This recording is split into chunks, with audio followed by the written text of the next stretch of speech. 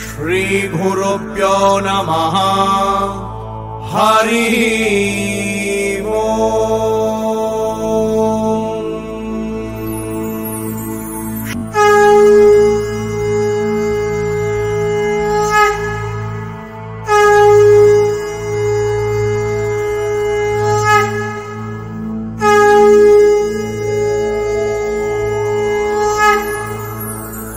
వల్ల ఏమవుతుంది? ప్రహ్లాద కుమారుడు వంటి వాళ్ళు మనకు దొరుకుతారు.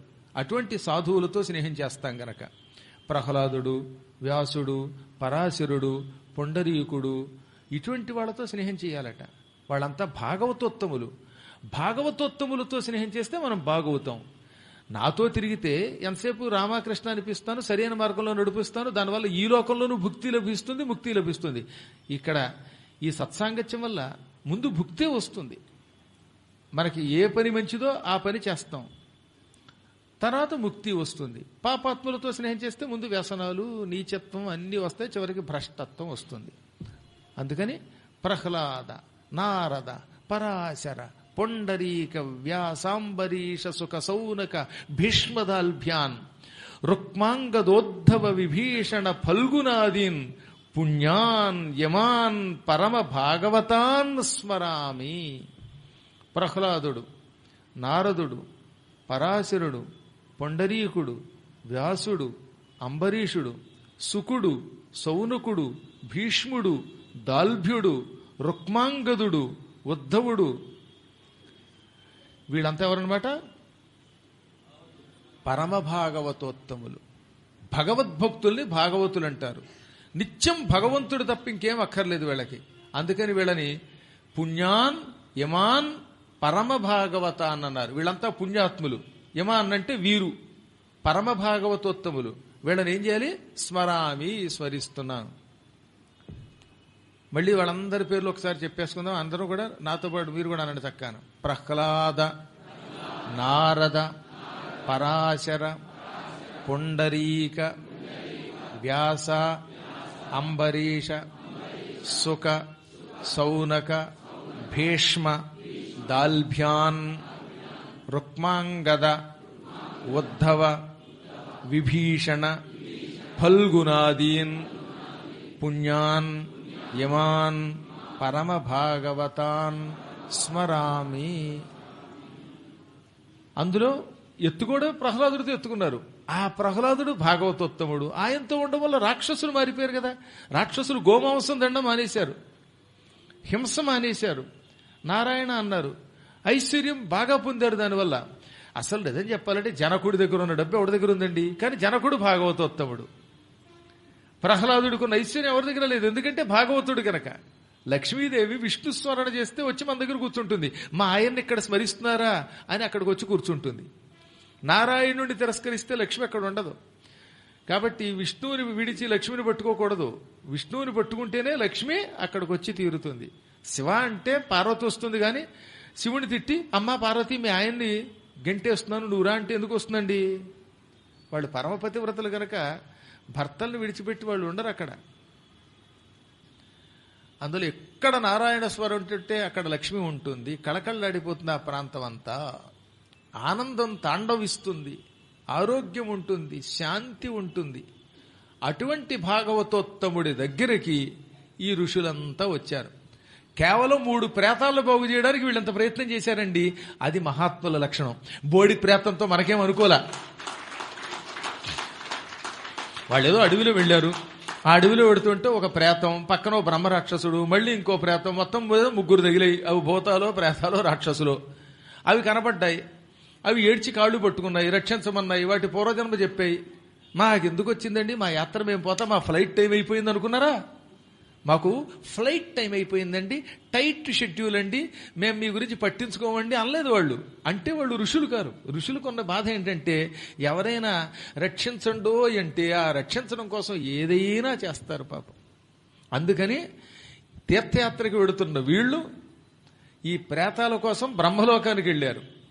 బ్రహ్మదేవ వాటిని రక్షించాలి, మాకు కూడా పుండరీకాక్షుడున్న స్థలం కావాలని అడిగితే, అయితే వెళ్ళి భాగవతోత్తముడు ప్రహ్లాదుణ్ణి పట్టుకోండి అన్నాడు బ్రహ్మ. అందుకని వాళ్ళు మళ్ళీ ఇప్పుడు పాతాళానికి వచ్చారు. కాబట్టి ఈ కథ అంతా వెళ్ళి మనం మర్చిపోకూడదనమాట. ఏమిటి కథ ప్రారంభం? యాత్రకెడుతున్న ఉద్దాలకాది మహర్షులకి 3 భూత ప్రేతాలు కనబడ్డాయి. అవి ఏడ్చాయి, కాళ్ళు పట్టుకున్నాయి, వాటి పూర్వజన్మ చెప్పాయి, రక్షించమన్నాయి. రక్షించడం కోసం ఇప్పుడు వాళ్ళు బ్రహ్మ దగ్గరికి వెళ్ళారు. బ్రహ్మగారు పాతాళానికి వెడితే ప్రహ్లాదుడు చెబుతాడు ఎక్కడ విష్ణువు ఉన్నాడో ఆ స్థలం ఏమిటో తెలుసుకుంటేనే ఈ ప్రేతాలకి విముక్తి అనగా వీళ్ళంతా ఇప్పుడు పాతాళానికి వచ్చారు. అక్కడ ప్రహ్లాద కుమారుడు పరమభాగవతోత్తముడు సుందరాకారుడు దర్శనించాడు. మంచి జుట్టు ఉంటుంది, గిరదాల జుట్టు వెనక్కి వేళ్లాడుతూ ఆ జుట్టుతో ఉంటాడు ఆయన. ముందు కనపడేది ప్రహ్లాదుడికి గిరదాల జుట్టు కనపడింది టండోయ్. అదేంటండి కర్మ జుట్టు గురించి వర్ణించారు అంటే భాగవతోత్తములకి అది కూడా ఒక అందం అనమాట. ఆ తల వెంట్రుకల్లో ప్రతి రోమము కూడా రామ రామ అనే రోమంటది. అసలు అళినీలాలక ఈసారి కొంచెం జాగ్రత్తగా అబ్జర్వ్ చేయండి. రుక్మిణీదేవి గురించి వర్ణించారండి భాగవతంలో. ఆవిడ గురించి ఎత్తుకుంటే ఏమన్నారు? అళినీలాలక. తుమ్మెద ఎలా ఉంటుందో ఆవిడ తల వెంట్రుకలు అలా నల్లగా ఉన్నాయి అంటే ఎత్తుకోవడం ఆ జుట్టు గురించి ఎత్తుకున్నారు. విష్ణువు గురించి ఎత్తుకున్నారు. ఆయన కూడా చక్కగా ముంగురులు కలిగి ఉన్నాడు. గురువు గారి గురించి వర్ణించాలి, ముందు ముంగురులే వర్ణించాలి. తద్వారా భగవంతుడి యొక్క భక్తులకి ఆకర్షణలో ప్రధానమైన ఆకర్షణ ఈ శిరోజములు. ఈ శిరోజములు జటాజోటములుగా కనపడతాయి. వాటిల్లో ప్రతి వెండ్రుక భగవన్నామస్మరణమే చేస్తుంది. భాగవతుల వెండ్రుకలు రామ రామ అంటాయి. అదే మామూలు వాడి తల వెంట్రుకలు అయితే అబ్బే అవి రామారామ అనవు, ఇంకేవో మాట్లాడుతూ ఉంటాయి. అందుకే మిగతా వాళ్ళకేమో ఈ జుట్టు అందం కాదు, భక్తులకి జుట్టే అందం అన్నారు. ఆ ముఖంలో వర్చస్సు, తల వెంట్రుకల్లో వర్చస్సు, నడుములో వర్చస్సు, చేతుల్లో వర్చస్సు, అవన్నీ భగవత్ స్వరూపాలే. ఇప్పుడు అటువంటి ఆ ప్రహ్లాదుడిని ముంగురులతో ఉన్నటువంటి వాడిని కిరీటధారిని నిరంతర హరినామస్మరణ పరాయణుడిని చూడగానే ఉద్దాలకాదులు జయ జయ ప్రహ్లాద కుమార అన్నారు. అప్పుడు ప్రహ్లాద కుమారుడు వారందరికీ మహర్షులు కనుక సాష్టాంగ దండ ప్రణామం చేశాడు. పరమభాగవతోత్తములు ఋషులు బ్రాహ్మణోత్తములు కనపడితే నమస్కారం చేస్తారు, అది వారి సంస్కారం. అందుకే ప్రహ్లాదుడు వాళ్ళందరికీ పాద నమస్కారమే చేశాడు. చేసి వారందరికీ అర్ఘ్యం పాద్యం అన్నీ ఇచ్చి ఆసనాలు ఇచ్చి కూర్చోబెట్టి, భాగవతోత్తములారా, ఇంతమంది ఇక్కడికి రావడంతో నా జన్మ ధన్యమయ్యింది. నేను మీ కింకరుణ్ణి, ఆజ్ఞాపించి నా చేత పని చేయించుకోండి. నేను మీకోసం ఏం చెయ్యమంటే అది చేస్తాను. ఏం చెయ్యమంటారు? నా కర్తవ్యం ఏమిటి అనగా అప్పుడు వాడు, నాయన ఈ కలియుగం ఎలాంటిదో నీకు తెలుసు కదా. మాతా నాస్తి, పిల్లలకి తల్లి అక్కర్లేదు. పితా నాస్తి, తండ్రి అక్కర్లేదు. పెద్దల మీద గౌరవం ఉండదు. భార్యాభర్తల మధ్యలో ఐకమత్యం ఉండదు. ఎప్పుడు చూసినా తగాదాలు పడుతూ ఉంటారు. అర్థం మీద తప్ప ఇంక దేని మీద దృష్టి ఉండదు. డబ్బు తప్ప ఏమి అక్కర్లేదు. కలియుగ మానవులకి పెద్ద జబ్బు, మొదటి జబ్బు డబ్బు. పెద్ద జబ్బు ఏమిటిట? డబ్బే. మన గుండెకాయలు లబ్ డబ్ లబ్ డబ్ అని కొట్టుకుంటే మీరు ఒకసారి చేయబెట్టి చూడండి. గుండె మీద చేసుకుంటే లబ్ డబ్ లబ్ డబ్ అనే శబ్దం వస్తుంది. ఈ కలియుగంలో లబ్బు పోతుంది. లబ్బు పోయి డబ్బు డబ్బు డబ్బు అని మాత్రమే అంటాయి గుండెకాయలు. అందరికీ డబ్బు పెచ్చ పట్టేస్తున్నట్టు. ఎక్కడ చూడండి డబ్బు డబ్బు డబ్బు డబ్బు. ఎందుకో తెలియదు. పోనీ ఈ డబ్బు వీడు అనుభవిస్తాడా? డబ్బు దాచడమే తప్ప దానివల్ల సుఖాలు పొందలేడు. కలియుగంలో తింటే అరగదు, తినకపోతే నీరసం, మంచి గొడ్లు కట్టుకోలేడు. పూర్వం చక్కగా అద్భుతమైన మంచి పంచీలు, అంచు పంచీలు కట్టుకునేవారు. ఇప్పుడు ఇక్కడ దాకా ఉండే దరిద్రపు లాగులు, లాగోటి కట్టుకుని విమానాశ్రయాల్లో కనపడుతుంటారు. ఎయిర్పోర్టుల్లో ఎలుగుబంటికి ఎక్కువ, పీతకి తక్కువ అన్నట్టుగా ఉంటాడు వాడు, రోతగా. ఆ దిక్కుమాలిన ఆ శరీరం ఇక్కడ దాకా లాగు వేసుకుని భల్లోకల్లాగా ఆ శరీరం ఏమిటది కనపడతా, రోమాలు కనిపించుకుంటున్నాను. పైనేమో ఆ వయసులో వాళ్ళు బనీన్ వేసుకుంటే అందం. ఈ దిక్కుమాలాడు వేసుకుంటాడు అదేదో ఒక దిక్కుమాల ఒక కాఫీ షర్టో టీ షర్టో, అదేమో చెమట కంపుతూ ఉంటుంది, వాసన ఒకటే దరిద్రం అన్నమాట. ఇవి కాక ఆ ఉన్నదాన్ని మళ్ళీ సగం ప్రదర్శిస్తూ ఉంటాడు. అందరూ అలాగే ఏడిసారులేండి. ఎందుకు వచ్చింది రామరామ అనడానికి వీలు లేకుండా అయిపోయింది. ఏదో మీలాంటి భాగవతోత్తములు కాబట్టి నా ఎదురుగుండా ఇలా కాస్త మంచి ప్యాంటు షర్టు పూర్తిగా కనబడేలాగా, ఇది శరీరం కనబడకుండా ప్యాంటు షర్టు కనబడేలా కూర్చుంటున్నారు. ఇక్కడ దాకా లాగులు ఏమిటా, వేసుకోవడం ఏంటి? ఏదో ఒకటో క్లాసులో వేసుకునేవాళ్ళం ఎల్కేజీలో పూర్వం. వీడు ఎప్పుడు చూసినా ఎల్కేజీ గడే. ఎన్ని కేజీలు బరువు ఎక్కినా ఎల్కేజీయే. ఏమిటో తెలియదు, అలా వేసుకోవడం, ప్రదర్శించటం. ఏమన్నంటే ఇవి మా హక్కులు అన్నాం. లేని పని కూడా, ఎందుకని మేము కూడా మాట్లాడడానికి లేకుండా ఉంది. ఇది హక్కు అంటే రేపు పొద్దున మళ్ళీ ఇంటి ముందు టెంటేస్తారు. మా హక్కులకి భంగం కలిగిస్తూ ఉపన్యాసంలో మాట్లాడాడంటారేమోనని మాట్లాడడానికి లేకుండా అయిపోయింది. జుగుప్సాకరమైన ఆహార్యం, వ్యాహారం అన్నీ ఒకటే ఉన్నాయి. బట్టలు అలాగే ఉంటున్నాయి, మాటలు చూస్తే అసభ్యంగా ఉంటున్నాయి. ఒక పవిత్రమైన మంచి భాష లేదు కదా. సంస్కృతం పోయింది. పోనీ ఆ వచ్చిన భాష కూడా ఏం మాట్లాడతాడో తెలియదు. ఎంతసేపు గొడవ, గందరగోళం, ఏమనుకుంటున్నారో తెలియదు, ఏమి తింటున్నారో తెలియదు. అసంస్కార భోజనం. ఏళ్ల తరబడి నిల ఉన్నటువంటి ఆ బజ్జీలు, అవి ఎప్పుడో మాంధాత గారు పెట్టిన కొట్టు. అది ఆ నూనె మరుగుతూ ఉంటుంది, అందులోనే బజ్జీలు, అవే పకోడీలు, అవి తింటూ కాలక్షేపం చేస్తూ ఉంటారు. నిజంగా నేను చాలా తక్కువ చేసి చెబుతున్నాను. మీలో ఎవరికైనా అనుమానం ఉంటే చూడండి. ప్రభాస ఖండంలో కలియుగము గురించి వర్ణించిన శ్లోకములు చదువుతూ ఉంటే ఒళ్ళు గగుర్పాటుకు గురయ్యింది. అవి చెప్పలేక కొన్ని నేను షార్ట్ చేసి కట్ చేసి చెబుతాను. కానీ వ్యాసుడు ఉన్నదన్నట్టుగా చెప్పేశాడు. అది కూడా ఉద్దాలకాది మహర్షులు చెప్పిన మాట పని, ఇంకోటి చెప్పిన మాటలు కాదు. నాయనా ప్రహ్లాద కుమార, ఈ కలియుగం గురించి నీకేం చెప్పమంటావు? ప్రాయేణ నగ్నాహ, ఎక్కువ మంది నగ్నులే తిరుగుతారు. అంటే గుడ్డలు ఉన్నాయా అంటే ఉంటాయి, ఉండవా అంటే ఉండవు, అలా ఉంటారట. వేసుకోకుండా గుడ్డలతో తిరుగుతారు. స్త్రీలు పురుషులు అలాగే ఉంటారు. ఆహారం జుగుప్సాకరంగా ఉంటుంది. పశు సంభోగనం కుర్యాత్, వాళ్ళు అలా ఉంటారట. పశువులతో సంభోగిస్తారని రాశాడండి అందులోను. మేకలు, కుక్కలు మొదలైన వాటితో కూడా విచ్చలవిడిగా తిరుగుతారు. భయంకరమైన అనారోగ్యాల పాలైపోతారు. చీమలు, దోమలు, కాకులు, కుక్కలు, నక్కలు కూడా తినేస్తారు. పిల్లులు కూడా తింటారట అందులో రాశాడు. నేనేం చెప్పట్లే ఇందులో. మీకు ఎవరికైనా అనుమానం వస్తే చూడండి, అందులో పిల్లుళ్ళు కూడా తింటారు, అన్ని తినేస్తారు. తిననిది అంటూ ఏం లేదు. మనిషి డైరెక్ట్గా తింటే కేసు కనుక. కేసు లేదని ఎత్తేయండి, నరమాంస భక్షణ చేయొచ్చు అంటే మనుషులు పిక్కు తినేస్తారు. మనుషులు పిక్కు తినడం కాకపోతే ఏమిటంటే, మనిషిని తీసుకెళ్లి చంపేసి వేళ్లు కోసేసి ముక్కల కింద ఏ మొక్క కోసి తలో చోట పారేయడం అంటే ఇది కూడా ఒక విధమైన నరమాంస భక్షణే.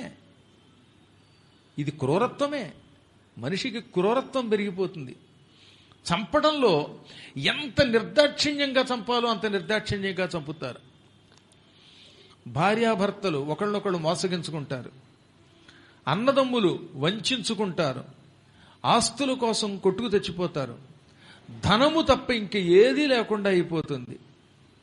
రాత్రి నిద్రపోవడం పోయి పగలు నిద్రవుతారు. నిశాచరాహ గృహే సంతి. రాత్రి నిద్రపోవడం మానేసి పగలు నిద్రపోతూ రాక్షసులు తయారవుతారట. నిశాచరులు అంటే రెండు అర్థాలు. రాత్రి తిరిగేవాళ్ళు. కలియుగంలో గృహే నిశాచరాహ అంటే ఏ ఇంట్లో చూసినా రాత్రిళ్ళు తిరిగేవాళ్ళు ఉంటారు. పగటిపూటేమో గాఢంగా నిద్రపోతారు. ఏదో ఈ రాత్రిపూట మెలుకుగా ఎవరిని ఉండమన్నారు నిజానికి? పాపం పోలీసులు గస్తీ తిరగాలి కదండి. అందుకని గస్తీ తిరిగేవాళ్ళు అంటే ఈ పెట్రోల్ వాహనాల వాళ్ళు తిరగాలి, లేదా మిలిటరీ వాళ్ళు తిరగాలి. రాత్రిపూట కొన్ని తప్పనిసరి పరిస్థితుల్లో కొన్ని పనులు చేయవలసిన ఏ రైల్వే డ్రైవర్లు పాపం వాళ్ళకి తప్పదు, వాళ్ళ ఉద్యోగం చెప్పితే మనం బతకలేం కనుక వాళ్ళు తిరగాలి. అందరూ అనవసరంగా తిరుగుతారు రాత్రి. జనవరి 1 వస్తుందా చూడండి, రాత్రి అంతా తాగేసి తెల్లవారులు గంతులు వేసుకుని తిరగడం. జనవరి 1వ తారీఖు అసలు మంద. ఆ రోజు విచ్చలవిడిగా తాగి తెల్లవార్లు ఒకటే అరుపులు, గందరగోళాలు, ఏమిట పిచ్చి వేషాలు. ఇవన్నీ నిశాచరత్వంలోకి వస్తాయి, అవి మొదలవుతాయి. తర్వాత సంస్కారవంతైన పులిహార, దద్యోదనము, కట్టు పొంగలి, చక్కెర పొంగలి మానేస్తారు. నూడిల్స్ మొదలు పెడతారు. వానపాములు తినడం మొదలెడతారు. అవేవో ఉంటాయి కదా, ఎంత తీసుకొచ్చేసి అందులో వేసేసేసి. ఫాస్ట్ ఫుడ్స్ అనే పేరుతోటి అప్పటికప్పుడు తయారు చేసే దరిద్రపాహారం తింటారు. ఇంకా కొన్ని చెప్పాడు, నేను చెప్పలేను నా నోటితోటి, అందువల్ల వాటిని తగ్గించేశాను, పరిహరించినందుకు ఆ వ్యాసుడు నన్ను రక్షించుగాక. ఎందుకంటే నా నోటితో చెప్పలేను, మీరు చదవలేరు, అంత భయంకరంగా ఉన్నాయి ఈ కలియుగంలో. కొండల్ని పిండి చేసేసి అమ్మేస్తారు, చెట్లన్నీ నరికేస్తారు, నీళ్లు కాలుష్యం అయిపోతాయి, జల కాలుష్యం, ఎక్కడ చూసినా మలభూయిష్టం అయిపోతుంది గృహం అంతా కూడా. ఎవరితో తిరుగుతున్నారో తెలియదు, అసలు ఎవరితో బంధుత్వం ఉందో తెలియకుండా అయిపోతుంది. వంచకాహ దాంభికాహ, అందరూ మోసగాళ్ళు ఎక్కువైపోతారు. కొద్ది మంది మంచివాళ్ళని పక్కన పెడితే ఎక్కువ మంది వంచకులు. దంభాచారం పెరిగిపోతుంది. దంభాచారం అంటే ఏమిటనమాట, శాస్త్ర ప్రకారంగా అర్చనలు చేయరట. ఓ పెద్ద శివలింగం పెట్టి దాని మీద గొట్టం పెట్టి నీళ్లు కొట్టేస్తాడు వాడు, ఇంత పట్టేసుకుని. చూస్తూనే ఉన్నాగా మనం. అప్పుడు అక్కడ భ్రమానందం తప్ప రామానందం ఉండదు. ఇలాంటి దాంభికులు తయారవుతారు. అలాంటి ఈ కలియుగంలో భగవంతుడి క్షేత్రాలు ఎక్కడున్నాయి? శ్రీమన్నారాయణుడు పిలిస్తే ఎక్కడ పలుకుతాడు? కృష్ణుడు లేక మేమంతా అల్లాడిపోతున్నాం. శ్రీకృష్ణ పరమాత్ముడు అవతారం చాలించడంతో భూదేవి ఎంతో శోకిస్తున్నది. రక్షించే రక్షకుడు లేక ధర్మం బలం తగ్గిపోయి ప్రస్తుతం ఎక్కడికి వెళ్ళింది? అసలు ఎంత బాధ అనిపిస్తుందంటే చదువుతున్నప్పుడు. చారుతర ధర్మరాశికి భారకుడగు కృష్ణుడ ఆత్మపదమునకేగల్, భారకుడు లేక యవ్వని చేరెను ధర్మంబు బలుపు చెడి మునినాథ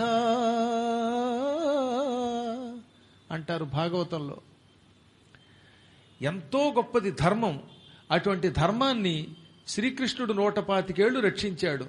ఆ మహాత్ముడు అవతారం చాలించగానే ధర్మానికి రక్షకుడు లేకుండా అయిపోయాడు. ధర్మం బలం తగ్గిపోయింది, బక్క చిక్కిపోయింది ధర్మం. ఇప్పుడు రక్షకుడు లేక ధర్మదేవత నన్ను రక్షించు అని ఎవరి దగ్గరికి వెళ్ళిందో తెలియటం లేదు. అందుకే కలియుగంలో కూడా నిరంతరం శ్రీకృష్ణ పరమాత్ముడు కనిపించే స్థలం ఏదన్నా ఉంటే చెబుతామని వచ్చాం. బ్రహ్మదేవుడు నీకు మాత్రమే కృష్ణుడు ఎక్కడుంటాడో తెలుసు అని చెప్పడం వల్ల నీ దగ్గరకు వచ్చాం. పరమ భాగవతోత్తమ ప్రహ్లాద కుమార, నువ్వు పుట్టినప్పుడే హరినామస్మరణం చేశావు, తల్లి కడుపులో ఉన్నప్పుడే హరినామస్మరణం చేసిన మహానుభావుడివి. అందుకే నిన్ను అడుగుతున్నావు అనగానే అప్పుడైనా ఒక్క క్షణం కళ్ళు మూసుకుని ఓం నమో నారాయణాయ అని పలికి, మహాత్ములారా, నిరంతరం రాత్రి పగలు అనే తేడా లేకుండా శ్రీకృష్ణుడు చిందులాడే ప్రదేశములు ఈ భూమండలంలో కొన్నే ఉన్నాయి. అందులో బృందావనము, ద్వారకానగరము అత్యంత ప్రాముఖ్యమైనవి అన్నారు. బృందావనంలో కృష్ణుడు నిరంతరం తిరుగుతూ ఉంటాడు. ద్వారకానగరంలో శ్రీకృష్ణ పరమాత్మ నిరంతరం తిరుగుతాడు. అందుకే మొన్న మధ్యనేమో 2021లో ద్వారకలో భాగవత సప్తాహం చేశాం. ఈ సంవత్సరం సెప్టెంబర్లో బృందావనంలో భాగవత సప్తాహం చేస్తున్నాం. సెప్టెంబర్ 25ని బయలుదేరి వెళ్ళి అక్కడ భాగవత సప్తాహం చేయాలనుకుంటున్నాం. ఇంకా అవకాశం తక్కువగా ఉందేమో తెలియదు. ఒకవేళ మహా అయితే 10-12 మందికి అవకాశం ఉందో లేదో కూడా తెలియదు. ఈ మధ్యకాలం లేటెస్ట్ న్యూస్ నాకు తెలియదు. కానీ రావాలనుకుంటే తొందరపడాలి. చివరి క్షణంలో వస్తే అవకాశం కుదరదు, తలుపులు మూసుకుపోతాయి. బృందావనంలో అణువణువున శ్రీకృష్ణుడు తిరుగుతూ ఉంటాడు. అణువణువున బృందావనంలో కృష్ణుడు కనబడుతూనే ఉంటాడు. నేను చెప్పడం కాదు, ప్రహ్లాదుడు కూడా చెప్పాడు ఇప్పుడు అదే మాట. మహానుభావులైన ఋషులు చెప్పిన మాట.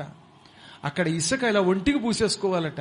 బృందావనానికి వెళ్ళగానే ఆ ఇసుక ఒంటికి పూసుకుంటే అదంతా కృష్ణుడి పాదధూళి, అది మనకి తగులుతుంది. అందుకే గోపికలు బృందావనంలో తిరుగుతూ భూదేవితో అన్నారు, అమ్మా భూదేవి, నువ్వు పూర్వజన్మలో ఏం పుణ్యం చేశావమ్మా? కృష్ణుడు ఎప్పుడూ నీ మీద కాళ్ళు పెట్టి తిరుగుతూ ఉంటాడు. మా మీద కాళ్ళు పెట్టమంటే పెట్టడాయన, కాని భూమి నీ మీద కాళ్ళు పెట్టి తిరిగాడు ఆయన. కిటియై కౌగిట చేర్చను వటుడై వర్ధిల్లి కొలిచే వడి కృష్ణుడై ఇట పదచిహ్నములిడే క్రిందటి బామున ఏమి నోచితం మా ధరిత్రీ. అమ్మా భూదేవి, నువ్వు పూర్వజన్మలో ఏమి నోములు నోచి ఇలా భూమిగా మారావు? ఎందుకు ఆ మాట అంటున్నాం మేము? ఎప్పుడు కృష్ణుడు నిన్నే దగ్గరికి తీసుకుంటున్నాడు. వరాహ రూపంలో కౌగిట్లో బంధించాడు. ఇలా కౌగిలించుకుని 2 చేతులతో కోరల మీద పెట్టి వరాహ రూపంలో నిన్ను రక్షించాడు. మళ్ళీ వామనావతారం ఎత్తాడు. వామన రూపంలో కాలితో నిన్ను వ్యాపించి కొలిచాడు. వామన రూపంలో కాలు పెంచాడు కదండి, ఆ పాదం పెంచి ఏం చేశాడు? భూమి మీద పెట్టాడు. మొత్తం భూమిని తన కాలితో కొలిచాడు. ఏదో బట్ట గజం బద్దతో కొలిచినట్టుగా కొలిచాడు వామన రూపంలో. మళ్ళీ ఇప్పుడు కృష్ణావతారంలో ఇక్కడ బృందావనంలో తిరిగి తన పాద ముద్రలు ఇక్కడ ఉంచాడు. బృందావనమంతా కృష్ణుడి పాదముద్రలతో నిండిపోయింది. ఇలా ఆయన పాద చిహ్నములు నీ మీద ఉన్నాయంటే పూర్వజన్మలో నువ్వు ఏమి నోము నోచి ఉంటావో, ఏ తపస్సు చేశావో, లేకపోతే కృష్ణుడి పాదాలు నీకు దక్కుతాయా అంటారు గోపికలు. నిజంగా బృందావనంలో అణువణువున ఆయన తిరిగాడు కదా, ఎక్కడికి వెళ్ళి అక్కడే కనపడతాడనమాట. ఇంకా ద్వారక యవ్వనంలో గడుగు పెట్టడంతో ద్వారకా నగర నిర్మాణం చేసి అక్కడే ఉండిపోయాడు. రుక్మిణీ కళ్యాణం జరిగింది అక్కడే. ఇక ద్వారకలో అయితే బృందావనంలో బాలకృష్ణుడిగా కనపడితే ద్వారకా నగరంలో రుక్మిణీ సమేతంగా కృష్ణుడు దర్శనమిస్తూ ఉంటాడు. ఇది ఎంత అద్భుతమైన క్షేత్రం ఆలోచించండి. ఎప్పుడు చూసినా రుక్మిణి కృష్ణుడు అక్కడ నిరంతరం తిరుగుతూనే ఉంటారన్నమాట. ఏ పక్కన చూడండి, బృందావనంలో రాధాకృష్ణులు, ద్వారకలో రుక్మిణీ కృష్ణులు తిరుగుతారు. ఇక్కడ అక్కడ కృష్ణుడు ఉన్నాడు, ఇక్కడ రాధామాధవులు, అక్కడేమో రుక్మిణీ కృష్ణులు తిరుగుతూ ఉంటారు. ప్రత్యక్షంగా పుండరీకాక్షుడిని అక్కడ చూడొచ్చు. పుండరీకాక్షుడు రక్ష రక్ష అన్నంత మాత్రం చేతనే ఏదో ఒక రూపంలో దర్శనమిస్తాట. ఈ క్షేత్రాల్లో అడుగు పెడితే ఒక్కొక్కప్పుడు మనుషుల రూపంలో, ముష్టివాళ్ల రూపంలో, కుక్కల రూపంలో, తాబేళ్ల రూపంలో, చేపల రూపంలో, ఏదో ఒక రూపంలో కృష్ణుడు దర్శనమిస్తూనే ఉంటాడు. ఆయన ఆ ప్రాంతంలో అంత ఎక్కువగా ఉంటాడు. కారణం, ఇది సృష్టి ఆరంభ కాలంలో ఈశ్వరుడి కంటి వెలుగుతో పుట్టిన దివ్యక్షేత్రం. ఇదంతా ప్రభాస క్షేత్రం అని పిలువబడుతుంది. ఈ క్షేత్రం అంటే అందుకే ఆయనకి అంత ఇష్టం. అనగానే ఈ ప్రభాస క్షేత్ర మహిమలు, విశేషాలు, ద్వారకా నగర విశేషాలు చెప్పు. ఇవన్నీ అయ్యాక మేము అక్కడ ప్రేతాత్మల్ని బాగు చేద్దాం అనుకుంటే అప్పుడు ఆయన అన్నాడు, లేదంటే ఆ ప్రేతాత్మలు అల్లాడిపోతున్నాయి, వాటిని ఇక్కడికి తీసుకొస్తాను, ముందు వాటిని బాగు చేయండి, వాటిని కూడా మీ పక్కన పెట్టుకుని వాటిని కూడా శ్రోతలుగా చేసుకుని అప్పుడు ప్రభాస క్షేత్ర మహిమ నా ద్వారా వినండి అన్నాడు ప్రహ్లాదుడు. ఎందుకని? ఈ క్షేత్ర మహిమ అంతా అవ్వడానికి కొంత టైం పడుతుంది. ఈ లోపు ఆ ప్రేతాత్మలు అక్కడ అల్లాడిపోతున్నాయి. రెండేమో అటు ఇటు కూర్చున్నాయి, మధ్యలో బ్రహ్మరాక్షసుడు అక్కడ. అనగానే ఈ ప్రేతాత్మలకి విముక్తి ఎలా వస్తుంది ప్రహ్లాద కుమారా అని అడిగారు మళ్ళీ ఉద్దాలక మహర్షి మొదలైన మహర్షులు. దానికి ఒక అద్భుతమైన మార్గం చెబుతున్నాను చూడండి. గోమతి అని పేరు కలిగిన ఒక నదం ఉన్నది. అది నైమిషారణ్యం నుండి ప్రవహిస్తుంది. ఎక్కడి నుంచి? నైమిషారణ్యం నుంచి. నైమిషారణ్యం అన్నయ్యగా వచ్చారు వీళ్ళు చాలా మంది. వచ్చిన వాళ్ళు చేయొద్దండి, బోల్డ్ మంది కనపడుతున్నారు. నేను వెళ్ళా. అక్కడ గోమతి తూర్పు నుండి పడమరకి ప్రవహిస్తుంది. చాలా అద్భుతమైన నదం. చెప్పాక చాలాసార్లు మీకు, పడమర నుండి తూర్పుకి ప్రవహిస్తే నది అంటారు, తూర్పు నుండి పడమరకి ప్రవహిస్తే నదం అంటారు. ఇది గోమతి సరిగ్గా ద్వారక దగ్గర సముద్రంలో కలుస్తుంది. పశ్చిమ సముద్రంలో సరిగ్గా ద్వారక దగ్గరే సముద్ర సంగమం. ఈ గోమతి ద్వారకలో కలుస్తున్న సంగమం దగ్గర ఉన్న గోమతీ జలం ఉప్పగా ఉంటుంది, ఎందుకంటే సముద్రంలో కలుస్తుంది కనుక. ఆ ఉప్పు నీరు పట్టుకురండి. పొండరీకాక్ష పొండరీకాక్ష అని 3 సార్లు పలుకుతూ ప్రేతాత్మల మీద జల్లితే వాటికి విముక్తి కలుగుతుంది అన్నాడు ప్రహ్లాదు.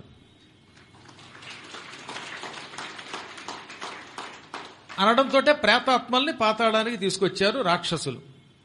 వెంటనే ఉద్దాలకుడు తన మహామహిమతో ద్వారకకి వెళ్ళిపోయాడు. ఆయనకి ఆ ద్వారకా నగరం అంతా వైకుంఠంలాగే కనబడుతోంది. అందుకే ముక్కుతెమ్మన పారిజాతాపహరణంలో ద్వారక వైకుంఠపురంబు ద్వారక వైకుంఠపురంబు ఈ రుక్మిణి లక్ష్మి మీరలెచ్చట ఉనికిల్ సారెకు కొలువగవత్తును కోరికతో కంసహర ముకుంద మురారీ.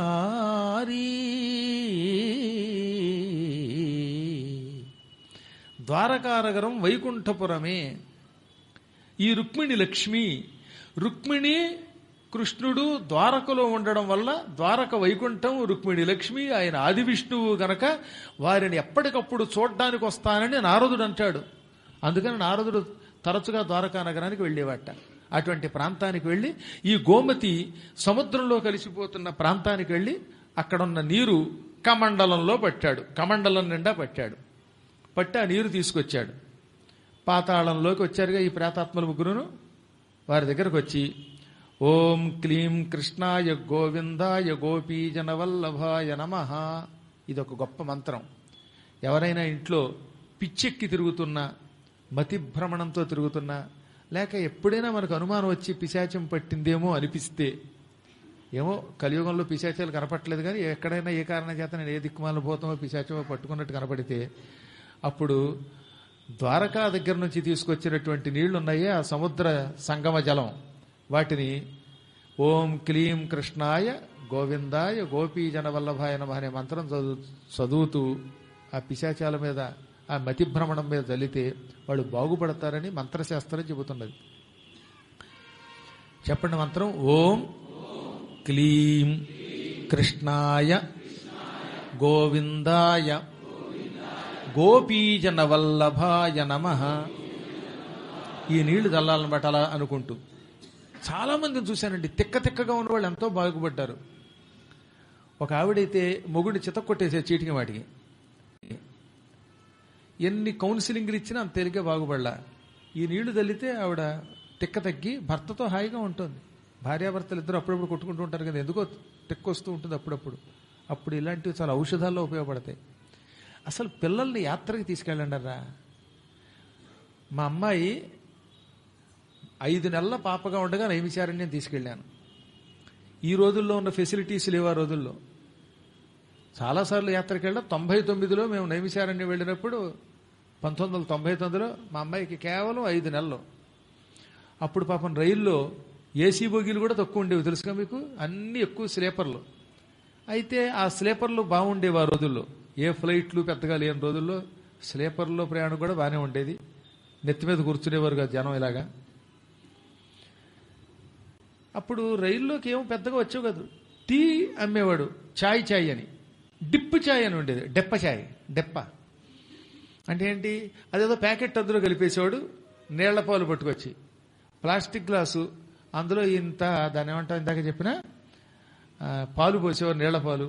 ఆ నీళ్ల పాలలో ఈ ప్యాకెట్ కలుపుకొని టీ తాగేవారు. ఆ ప్యాకెట్ వద్దురా బాబు, ఉత్తి పాలు ఎవరా అంటే పాలు ఇచ్చాడు. పాలంటే ఏముంది, అవి ఇంకు పిల్లలతో పాలు, మిగతావన్నీ నీళ్లు. అందులో పాపం ఇంత పంచదార వేస్తే శ్రీ విద్యవి తాగి బతికేసింది పాపం. అలాగే వచ్చింది యాత్రకి. అలా నైమిషారణ్యం వచ్చి వింది కాబట్టే భగవంతుడు మంచి భవిష్యత్తు ఇచ్చాడు. ఎప్పుడైనా చిన్నప్పుడే తీసుకెళ్ళాలి. మనమేమో చిన్నప్పుడేమో మా అబ్బాయి ఏడుస్తాడండి, మా అమ్మాయి ఏడుస్తాడు. చిన్నపిల్లలు ఏడవపోతే నువ్వు ఏడుస్తావా? ఏడిస్తే అసహ్యంగా ఉంటుంది. ఇప్పుడు తాతయ్య గారు ఏడిస్తే అసహ్యంగా ఉంటుంది. తాతయ్య గారికి టీ దొరకలేదు అనుకోండి, నాకు టీ అంటే ఎవడిస్తాడు, ఏడవడం. కాబట్టి చిన్నప్పుడు తీసుకెడితే సంస్కారం కలుగుతుంది. వాళ్ళు చాలా గొప్పవాళ్ళు అవుతారండి. అటువంటి వాళ్ళకి మంచి భవిష్యత్తు ఏర్పడుతుందండి. మనందరం కష్టపడి చిన్నప్పుడు అలా తయారైన వాళ్ళమే. చిన్నపిల్లలు ఏడవక అంతో ఎంతో బాధపడకుండా ఉంటారు కదా, అవి పట్టించుకోకుండా వాళ్ళని చిన్నప్పుడు బృందావనం తీసుకెళ్ళండి, ద్వారక తీసుకెళ్ళండి, నైమిషారణ్యం తీసుకెళ్ళండి, కాశీ తీసుకెళ్ళండి. వాళ్ళలో భక్తిభావాన్ని పెంపొందించండి. వాళ్ళు భావితరాలకు ఉపయోగపడతారు. చిన్నప్పుడు పిల్లల్ని వాటికి తీసుకెళ్లకుండా సినిమాలకు తీసుకెళ్ళారు అనుకోండి, ఇంటికి రాగానే వాడు నాటు నాటు నాటు నాటు అని పాడతాడు. పాడతానంటలా, అది పాడనివ్వండి. కానీ వీడికి కాస్త దాంతోపాటుగా శ్రీకృష్ణ పరమాత్మ దగ్గరికి వెళ్ళి కాస్త ఫ్లూటుకు రావాలి. నాటుతో పాటు ఫ్లూట్ కూడా వస్తే మంచిది కదా, చక్కగా వాయిస్తే. భగవద్భక్తి నేర్పాలంటే చిన్నప్పుడు తీసుకెళ్ళాలన్నమాట. మన వాళ్ళకి చిన్నప్పుడు అనేసరికి గారం, వాడిని తీసుకెళ్లి ఇంట్లో ఎక్కడికి కదలకుండా సుకుమారంగా పెంచుతారు. చిన్నప్పటి నుంచి ఎక్కడికి తిరగకుండా ఉండడం వల్ల వాడికి ఏమవుతుందనమాట, రెసిస్టెన్స్ పవర్ ఉండదు, ఇన్ఫెక్షన్స్ వచ్చి పడతాయి. అదే చిన్నప్పటి నుంచి బాగా తిప్పారనుకోండి, వాడు ఎక్కడ పడితే అక్కడ ఏది పడితే అది తిని సెట్ అయిపోతాడు. పెద్ద అయ్యాక వాంతులు అవ్వవు. అయినా మగపిల్లలకు వాంతులు అవ్వడం ఏంటో కారణం ఏంటంటే ఇంట్లో పెట్టేస్తే చెత్త పెట్టడం వల్ల అనమాట. కాబట్టి ఇవన్నీ కూడా మనకి ఆరోగ్యం బాగుండాలంటే చిన్నపిల్లల్ని బాగా తిప్పాలి, వాళ్ళకి ఆరోగ్యం వచ్చేలా చేయాలి, మంచి వ్యాయామం నేర్పాలి, భక్తి నేర్పాలి. భక్తి కిన్న కరోతి, భక్తి చెయ్యలేని పని అంటూ ఉండదనమాట. కాబట్టి మీ పిల్లల్ని ఏం చేస్తారనమాట, మీతోటే మొదలెట్టండి. అలాంటి కుర్రాళ్ళని చక్కగా తీసుకెళ్ళండి. ఆ కుర్రాడు ముఖం చూడండి ఎంత కళకళలాడిపోతున్నప్పుడు. బృందావనం వెడితే ఆ కృష్ణుడిని చూస్తాడు, అక్కడ చక్కగా కాళీవర్ధనం చూస్తాడు, ఆ రాధామాధవులు ఆ బరసానా ప్రదేశం చూస్తాడు, పోతనని చంపిన ఘట్టం చూసి ఇంటికి వచ్చాక నేను చంపేస్తా పోతనని అంటాడు. అప్పుడు వాడు పోతన లాంటి పాపాత్ములు ఉన్నారుగా దిక్మాల కమ్యూనిస్టులు, వీళ్ళని ఎత్తి మీద ఒట్టించుకుంటాడు. అసలు మనకి ఎంతో లాభం పిల్లల్ని తయారు చేస్తే. తక్కిన వాళ్ళంతా చిన్నప్పటి నుంచి అక్కడికి తీసుకుపోతారు. ఇంత కుర్రాడు టోపీ వేసుకుంటాడు వాళ్ళు. మనమేమో పిల్లలకి బొట్టు కూడా పెట్టట్లేదు. అవునా? మీరందరూ కూడా పిల్లల్ని తీర్థయాత్రకి తీసుకెళ్తారని నాకు నమ్మకం ఉంది. గట్టిగా జై శ్రీరామనండి. అలా ఎవరైనా అనలేదంటే వాళ్ళ పిల్లల్ని బాగు చేయడానికి ఇష్టపడలేదని అర్థం. మళ్ళీ అదనమాట. ఔర్ ఎక్ బార్, ఫిర్ ఎక్ బార్, మళ్ళీ ఒక్కసారి, వన్స్ అగైన్. అమ్మాయ, ఇప్పుడు నాకు 5 సార్లు మీ చేత జై శ్రీరామ్ అనిపించాను. అది ఇప్పుడు నాకు ఆనందం అన్నాడు. పంచభూతాల సాక్షిగా మీ పిల్లల్ని బాగు చేయండి నాయనలారా, మీకు నాకు అందరికీ కూడా మోక్షం లభిస్తుంది.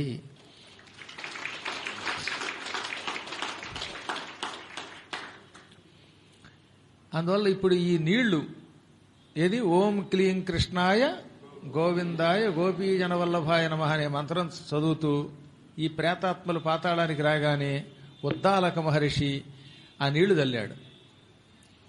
జల్లటంతో పూర్వము వాణి ఒకప్పుడు ద్వారకా నగరమునకు భాగవత సప్తాహాలు సప్తాహాలు వినడానికి వెళ్ళినప్పుడు ఏ రూపంతో ఉందో ఆ రూపంతో ప్రత్యక్షమయ్యింది. పక్కనున్న బ్రహ్మరాక్షసుడు పూర్వం వేశ్యగా ఉండి దీన్ని పాడు చేశాడే, ఆ పాడు చేసిన రాక్షసుడు మళ్లీ పూర్వపు వేశ్య రూపంలోకి వచ్చాడు సద్బుద్ధి కలిగి.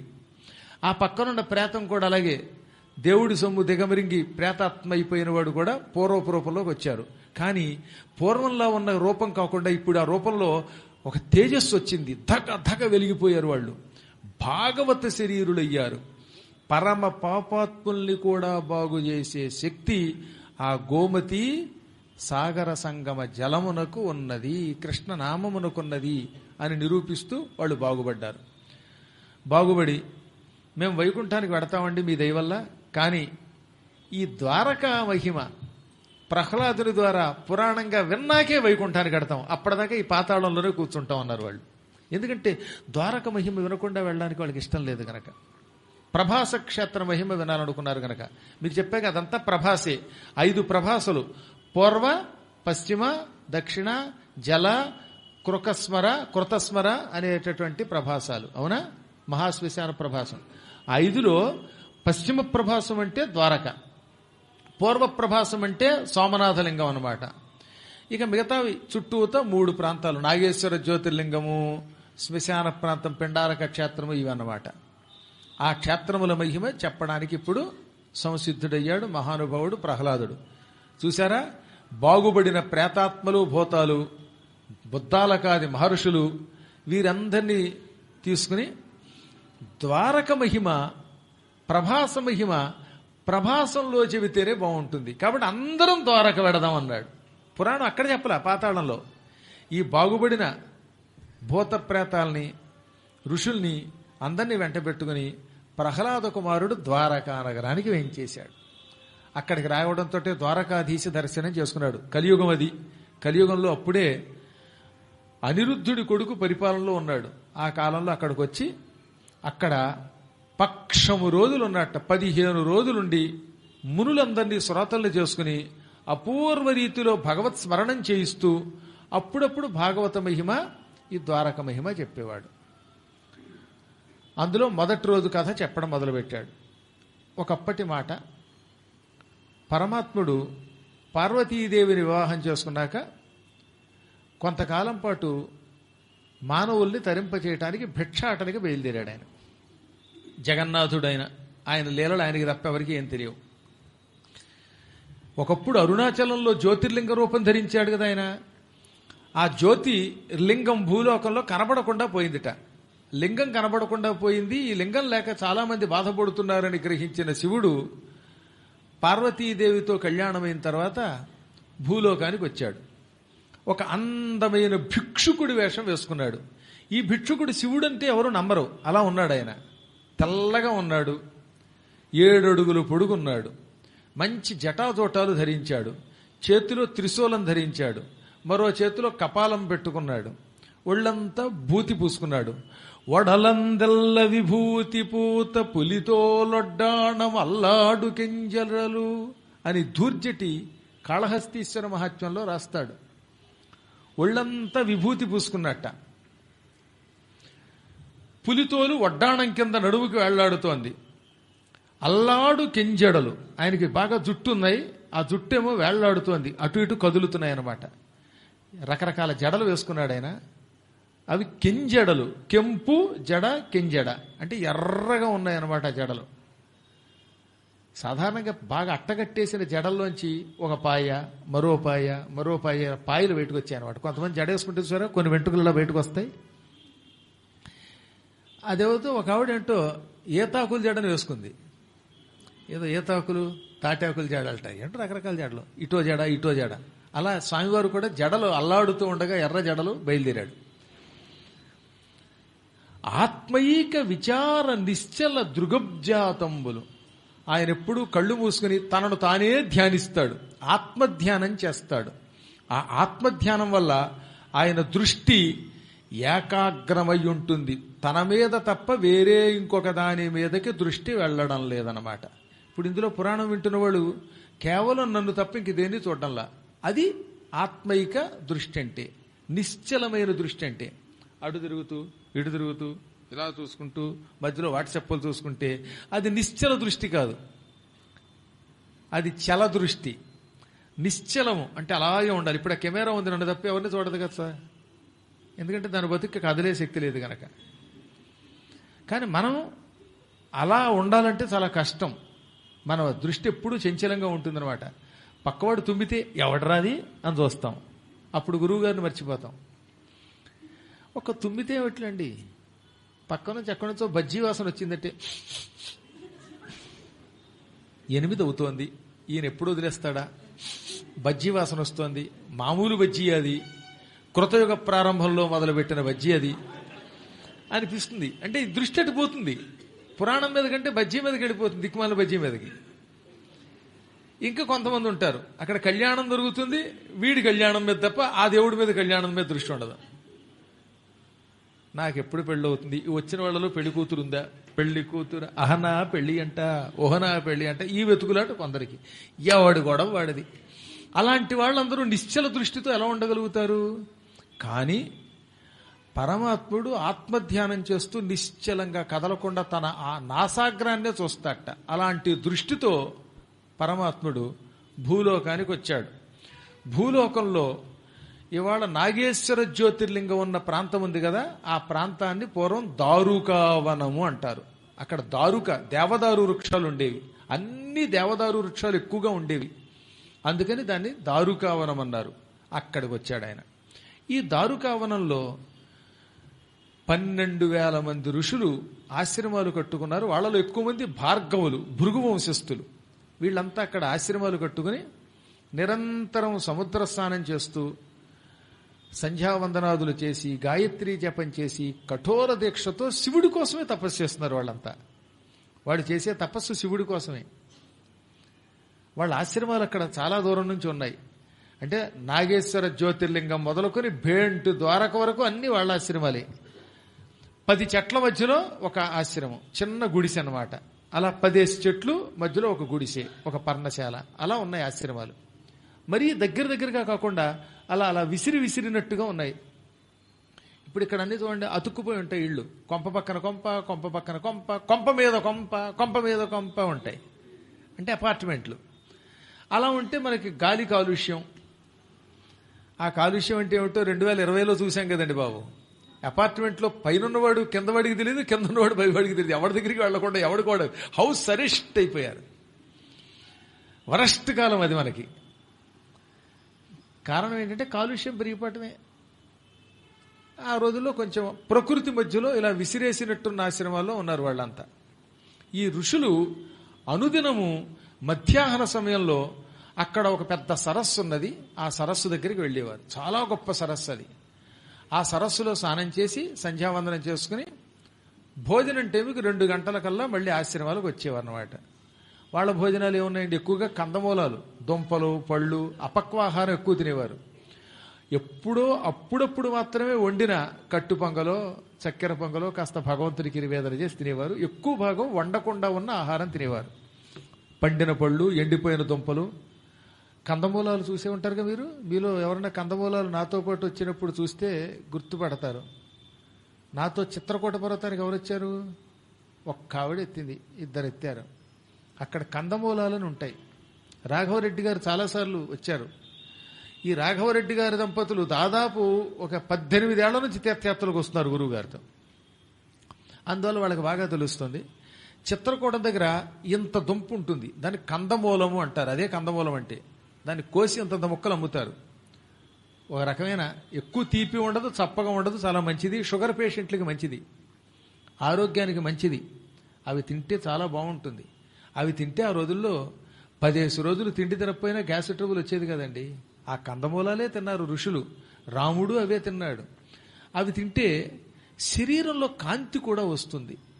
అసలు అప్పటి మునులు తుమ్మి దగ్గి ఎరగరు. కారణం ప్రాకృతికమైన ఆహారం తిన్నారు. ఈ వికృతమైన ఆహారాలు తినలేదు.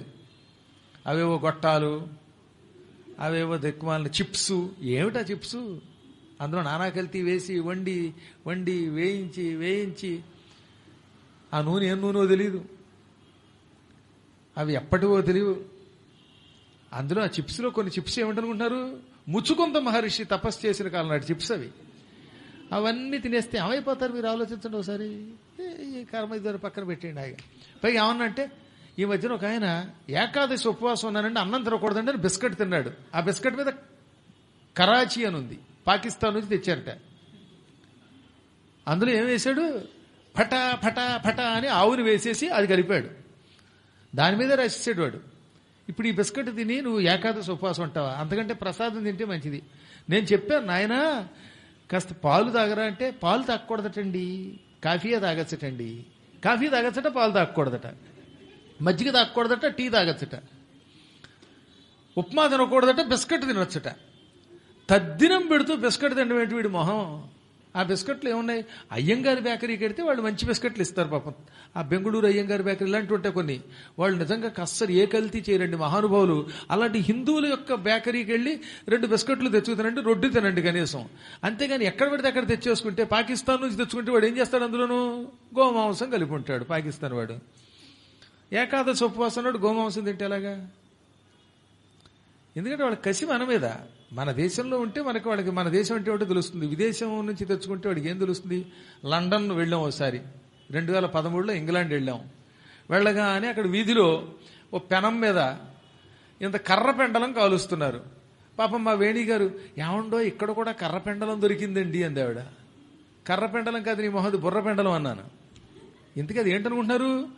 పంది పేగులు, ఆవు మాంసంలో ఉన్న పేగులు ఉంటాయి కదా కడుపులో, అవన్నీ కలిపి ఇలా ముద్ద కింద చేసి ఇలా స్టిక్ కింద దాన్ని కాల్చి చేతికిస్తారు. అవి కొరుక్కు తింటూ పోతారు అక్కడ.